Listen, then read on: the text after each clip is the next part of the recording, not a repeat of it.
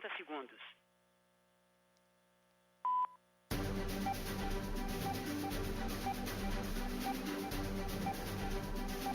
Atenção, radialistas de todo o Brasil. É hora de noticiar os fatos que ajudam a construir um novo país. Direto dos estúdios da Empresa Brasil de Comunicação em Brasília, vem aí a Voz do Brasil.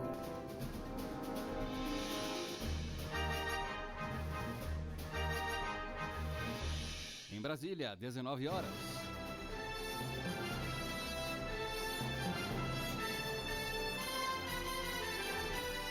Está no ar a Voz do Brasil.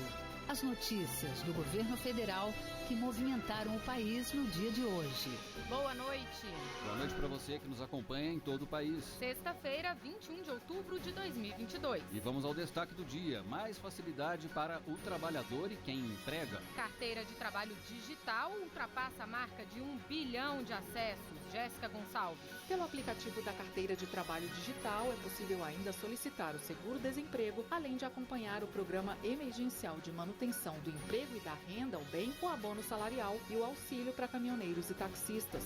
E você também vai ouvir na Voz do Brasil. Estamos no Outubro Rosa. Um alerta para a importância do diagnóstico precoce do câncer de mama, Nana Bones. O Ministério da Saúde recomenda a realização de mamografia a cada 2 anos para mulheres com idade entre 50 e 69 anos. E na entrevista do dia, a conversa é com o ministro da Infraestrutura, Marcelo Sampaio. Vamos falar sobre obras e investimentos nas rodovias brasileiras. Hoje, na apresentação da Voz do Brasil, eu, Mariana Jung e Mainazzi Brum. E assista a gente ao vivo pela internet. Acesse voz.gov.br. Obras de pavimentação, duplicação, restauração e construção em mais de 2.000 quilômetros de rodovias federais. Nós vamos falar agora sobre os avanços da infraestrutura rodoviária ao vivo com o ministro da Infraestrutura, Marcelo Sampaio. E de como essas obras impactam o desenvolvimento do dia a dia da população. Boa noite, ministro. Boa noite, Marina. Prazer estar de volta aqui à Voz do Brasil. Ministro, o senhor esteve aqui com a gente na semana passada, na Voz do Brasil, e a gente falou sobre o modal ferroviário. Hoje a gente quer falar, então, sobre as rodovias. Quais os principais investimentos do governo nessa área? Bom, setor rodoviário muito importante para o Brasil, e é importante a gente esclarecer. A gente tem aqui na mística que o país é um país rodoviarista, né? Um país que tem 65% da malha de nossas cargas sendo transportadas pelas rodovias. Mas, de fato, o Brasil tem muito que pavimentar, muito que se desenvolver no setor rodoviário ainda. Nós temos buscado esse equilíbrio na matriz de transporte, mas quando fala de rodovias, a gente lembra de uma pavimentação emblemática ainda em 2019 que nós fizemos. Foi a conclusão da pavimentação da BR-163, ali no Pará. Rodovia que vinha se arrastando aí há 30 anos a conclusão da pavimentação, e essa pavimentação, os últimos 51 quilômetros que faltavam, reduziu o tempo de viagem dos nossos caminhoneiros, dos brasileiros que utilizam a BR-163 no Pará, em 8 dias. Viagem que era feita em 10 dias, hoje o caminhoneiro faz em apenas 2 dias. Isso refletiu também no valor do frete. O frete que era cobrado reduziu 24% de 2019 para cá. Ou seja, obras que são extremamente importantes para a nossa logística. Nas tange ao país como um todo, a gente já pavimentou 5.000 quilômetros de rodovias em apenas 4 anos. São 2.000 quilômetros de novas rodovias duplicadas. Duplicação é uma agenda extremamente importante porque, além de trazer eficiência na operação, ela traz segurança viária. Então a gente tem reduzido também muito o número de letalidade nas rodovias brasileiras, atingindo assim as metas que nós temos compromissos internacionais. Agora, ministro, para tocar essas obras, o Ministério conta cada vez mais aí com a iniciativa privada. O senhor poderia falar um pouco aí sobre esse programa de concessões?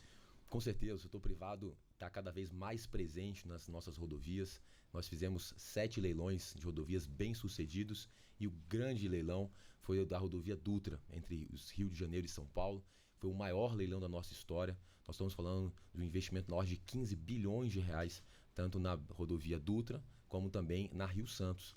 A gente está falando da Rio Santos, temos aí 82 quilômetros de rodovia duplicada, de Mangaratiba a Angra dos Reis, buscando a segurança e fomentar também o turismo naquela região. Ou seja, a gente está falando também, nesses 7 leilões, de ter concessões também no interior do país.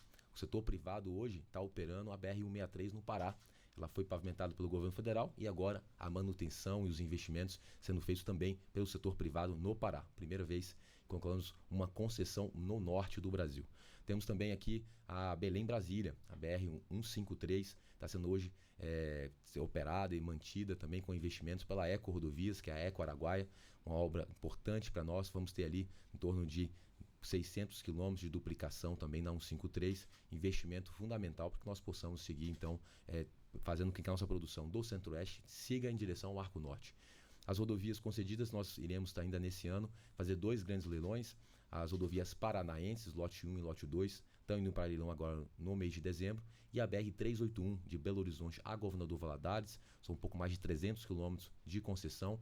E a gente, dessa forma, vai trazendo o privado para operar as rodovias que eles têm interesse, onde a gente percebe que tem uma vocação, tem volume, fluxo para isso. E o orçamento público, ele vai sendo direcionado para novas fronteiras, como o interior do Piauí, interior do Maranhão, o oeste baiano.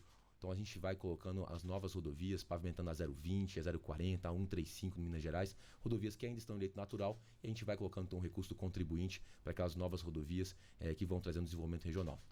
E tem interesse privado, ministro, e mais, como é que essas concessões implicam em benefício para o cidadão? O interessante, quando a gente fala de concessão, Marina, é que a gente está falando de não só a pavimentação e a manutenção da rodovia. Entenda a manutenção como a sinalização horizontal na faixa de rodagem, a sinalização vertical com as placas, a roçagem da vegetação ali na faixa de domínio da rodovia, e também o investimento que é feito em duplicações, em terceiras faixas, dispositivos, né, de trevos, entroncamentos. Mas o mais interessante, quando a gente concede uma rodovia, é a operação.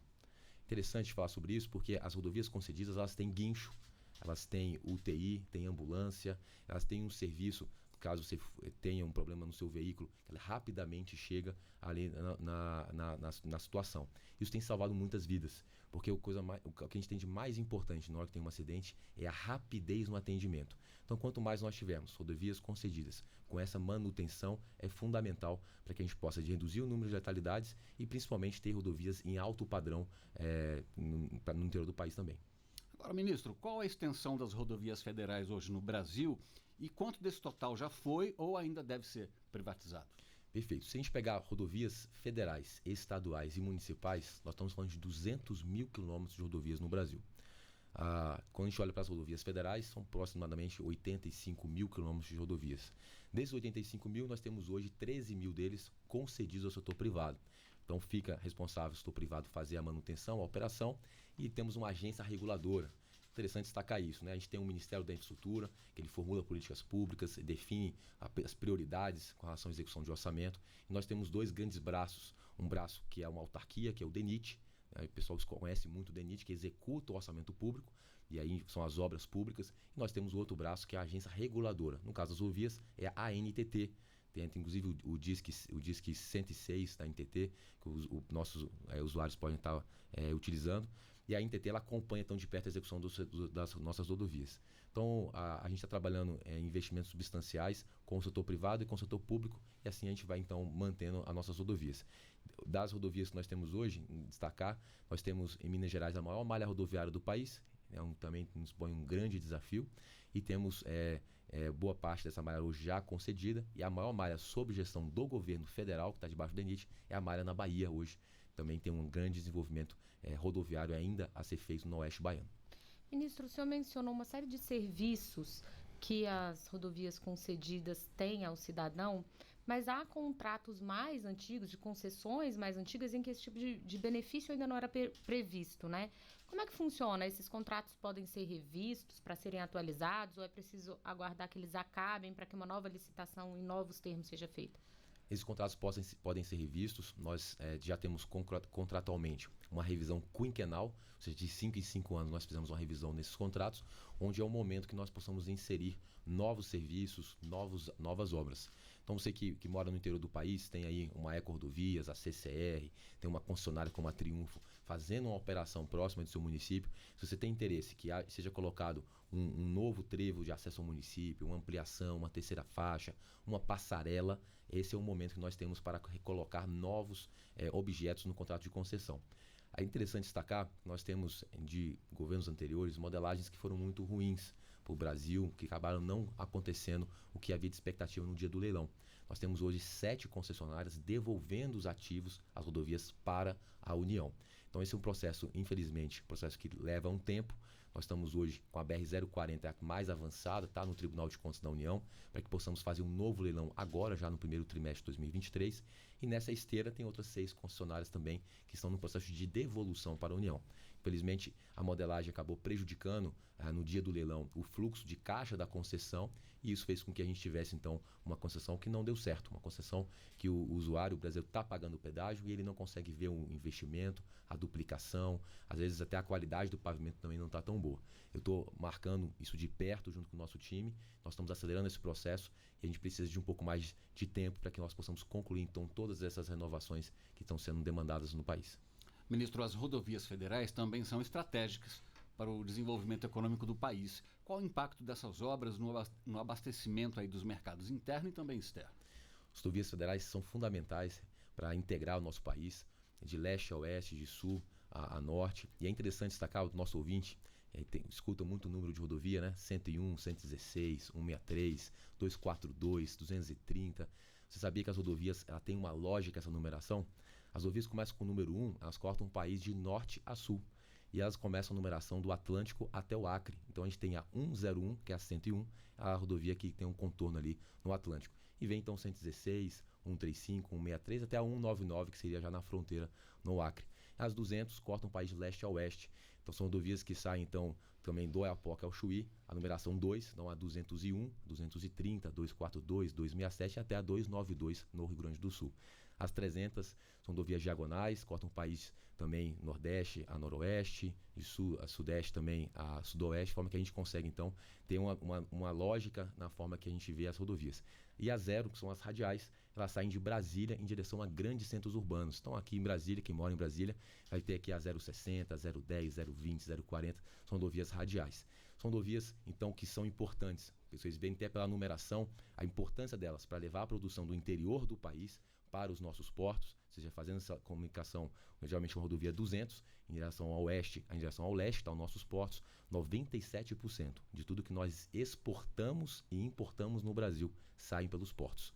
O Brasil ainda é um país virado para o Atlântico e a gente precisa, então, ter essa conexão rodoviária funcionando com eficiência em direção ao nosso litoral. Pois é, vamos falar um pouquinho mais sobre isso, ministro, mas especialmente nas rodovias que ficam no norte do país. O senhor chegou a mencionar algumas obras já, mas eu queria que o senhor falasse um pouco mais sobre elas, porque elas são muito importantes também justamente para esse escoamento de grãos, minérios, né? Exatamente. Cada vez mais o Brasil tem utilizado essa região norte para escoar a produção.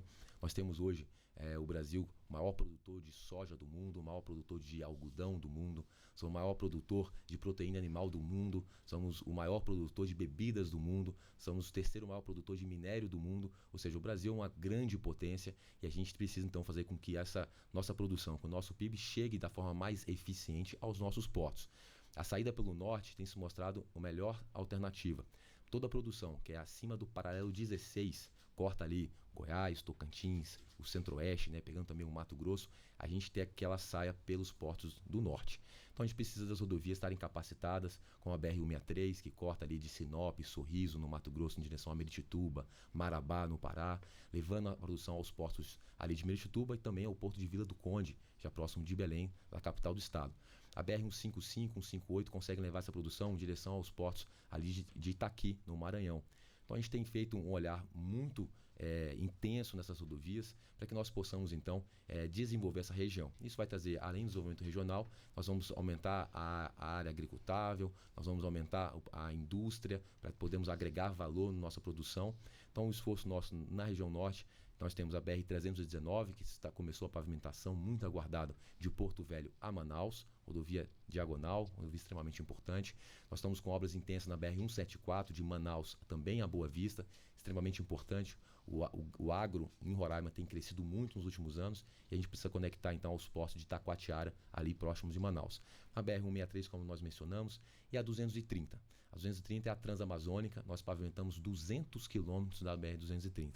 É muito ou pouco? Quem mora aqui em Brasília, se sai de Brasília e vai a Goiânia, é um pouco mais de 200 quilômetros. Então nós pavimentamos a distância de Brasília, capital do país, a capital do estado de Goiás, e a distância que nós pavimentamos da Transamazônica em pleno Amazonas. Então a importância de termos uma rodovia que está trazendo desenvolvimento, traz também, além de tudo, educação, saúde. Quando o pretinho chega no município, o asfalto chega no município, ele leva dignidade. Ele faz com que um médico que não gostaria de trabalhar naquela região, ele comece a avaliar a possibilidade de morar lá. Porque ele consegue se deslocar, consegue passar a semana trabalhando e voltar ao final de semana para um grande centro urbano. Agora, ministro, falando ainda na região norte, muitos estados lá na região são cortados por rios e canais. Existe uma integração das rodovias com os modais hidroviários? Quais são os desafios aí? É interessante destacar que a gente está falando de uma divisão geopolítica no Brasil, diferentemente dos americanos que foram mais pragmáticos, eles cortaram os estados de forma bem retilínea. As nossas divisões geopolíticas dentro do país, elas são feitas por rios. Então, o estado do Amazonas com o estado do Pará é dividido por um rio, que é o rio Tapajós, a mesma coisa com Mato Grosso, com Acre e Rondônia. Então, esses rios, muitos deles hoje ainda contam com balsas. E a gente fez um esforço muito grande, primeiramente, em terminar obras como pontes. Elas integraram os nossos estados. A gente tem ali no Acre e Rondônia a ponte do Abunã, uma ponte enorme, foi entregue. Acabamos com uma balsa no valor de R$300 para fazer uma travessia. Nós vamos entregar até o final do ano também a ponte de Xambioá, que fica entre o Tocantins e o Pará. Também uma ponte de 1.670 metros de comprimento. Uma obra também importante que vai também diminuir o tempo da travessia de balsa e vai, obviamente, ser sem custo. Essas pontes têm sido estratégicas, a gente focou muito a nossa atuação nessas obras de arte, a gente chama de obra de arte especial, porque a gente entende que isso é fazer uma grande acupuntura na malha nacional. São aqueles pontos onde a gente leva mais tempo para fazer a travessia e a gente fazendo essas pontes a gente dá mais fluidez no trânsito. Quando a gente está falando dessa integração com os rios, e aí agora usando o rio também como um meio de transporte, lembrar que um rio navegável não necessariamente é uma hidrovia.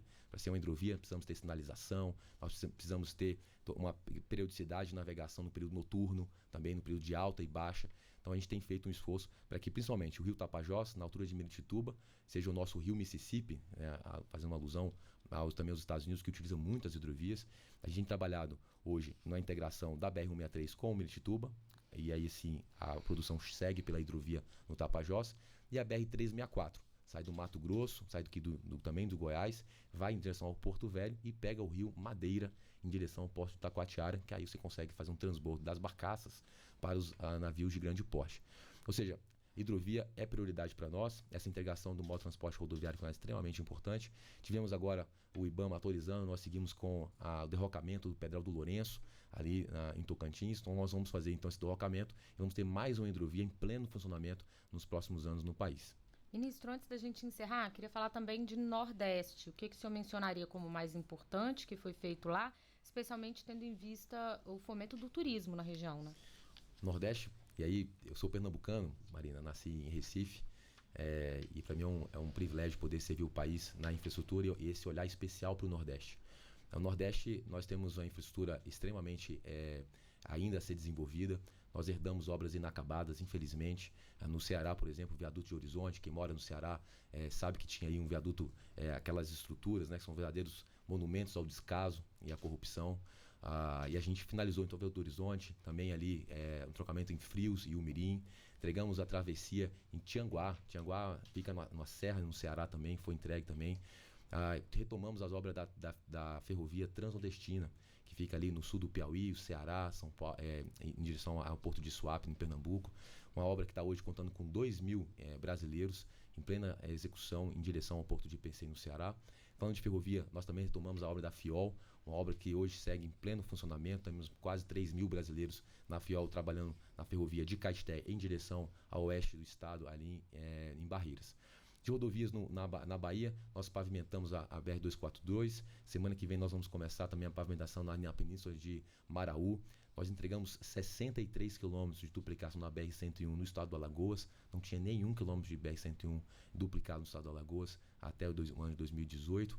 Nós seguimos com a duplicação também da 101 no estado da Bahia e da 116. Ou seja, é um esforço nosso de entregar rodovias duplicadas no Nordeste, de interiorizar a infraestrutura no país, principalmente na região do Agreste. Bom, nós conversamos ao vivo com o ministro da Infraestrutura, Marcelo Sampaio. Ministro, mais uma vez, obrigado pela presença aqui na Voz. Obrigado, que agradeço.